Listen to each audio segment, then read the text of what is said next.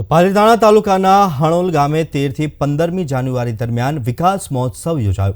ગામડાના નિર્માણથી નવા ભારતનું નિર્માણ, ગ્રામજનોના સહિયારા પ્રયત્નોથી નિર્માણ પામેલા વિવિધ પ્રકલ્પોનો લોકાર્પણ કાર્યક્રમ, Amrit Sarovar redevelopment centre, community hall, રમતગમત સંકુલ, લાઇબ્રેરી, ઓવરબ્રિજ, એનિમલ હોસ્ટેલ અને નવા તળાવનું લોકાર્પણ કરવામાં આવ્યું। પાલીતાણા તાલુકાના હણોલ ગામે 13 થી 15 જાન્યુઆરી સુધી વિવિધ વિકાસ પ્રકલ્પોના લોકાર્પણનો કાર્યક્રમ યોજાયો છે, જેની આજથી શરૂઆત થઈ છે। ગામડાના નિર્માણથી નવા ભારતનું નિર્માણ અંતર્ગત ગ્રામજનોના સહિયારા પ્રયાસોથી કરવામાં આવેલા પ્રકલ્પોને આ ઉજવણી દરમિયાન ખુલ્લા મૂકવામાં આવ્યા હતા।